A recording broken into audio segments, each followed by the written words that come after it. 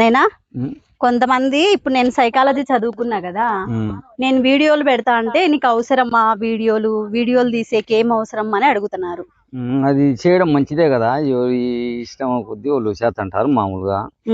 అది 10 మందికి ఉపయోగపడేదే కదా, తప్పేముంది అది. కానీ నెగిటివ్ కామెంట్లు పెడుతున్నారు కదా కొంతమంది, వాళ్ళకి ఏం చెప్తావు? నీ పని కొద్దీ నువ్వు చేసుకుంటా ముందుకు వెళ్ళిపోతాండాలా, అంతే అంతే.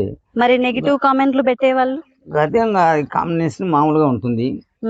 అట్లా ఎన్ని అనుకుంటే ఎట్లా మామూలుగా చేసుకుంటూ పోతున్నాను అంతే. మన పని కొద్దీ మనం చేసుకుంటూ పోతున్నాలా, ఎవరిని ఏం పట్టించుకోకూడదు. వాళ్ళు అన్నారు వీళ్ళు అన్నారంటే అవి మనం ముందుకు పోలేము కదా. మీ అమ్మ నాయన నీకేం చెప్పరా ఇట్లాంటివి వద్దు అని అడుగుతున్నారు కొంతమంది, పర్సనల్ గా వచ్చి. ఇది మనకి ఇష్టం కాబట్టి మనం చేస్తున్నాము.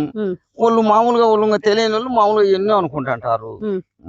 దాంట్లో కంటే పట్టించుకుంటే ఎట్టయితే అది వాళ్ళందరికీ సమాధానం చెప్పాల్సిన అవసరం లేదు. సమాధానం చెప్పాల్సిన అవసరం ఉంది. మనం అట్టయితే కనుక ఎవడైనా రాజకీయ నాయకుడైనా ముందుకు తొక్కుంటానే పోతారు, కానీ వాళ్ళు అన్యారే చేసినారని అంటే వాడు రాజకీయం చేయలేడు కదా. ఎవరిని ఏం పట్టించుకోకుండా మన ముందుకు తొక్కుని పోతున్నాల్సిందే గాని మనము అది ఇది అనుకుంటే మనం ముందుకు సాగలేము. చరిత్రలో ఏంది 10 మందికి తెలియాలి కదా. ఇట్లాంటి తెలిసే అవకాశం కూడా ఉండదు. దీంట్లో కూడా 10 మందికి తెలుస్తాయి. 10 మంది ఏదైనా మంచి గాని చెడ్డ గాని తెలుసుకుంటారు, బాగుపడతారు కూడా. చాలా మంచిగా జరుగుతుంది, కానీ ఇదేం చెడ్డ ఏం లేదు కదా. చెడు జరగదు, తెలుసుకుంటారు కదా. ఏదైనా చూసే వాళ్ళకి నచ్చట్లేదు.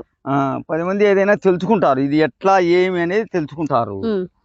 మన పని మనం చేసుకుంటూ పోతా అంటే వాళ్ళు అన్నారు అనుకుంటే ఎట్టయితే అది ఆగిపోతాది. ప్రయాణం అనేది సాగిపోతాను, అలా గానీ ఆగకూడదు కదా. ఆగకూడదు కాబట్టి ఎవరేమన్నా సరే పట్టించుకోకుండా ముందుకెళ్ళాలి. మనం ముందుకే పోతాను అలా అంతే. మళ్ళా అంతే.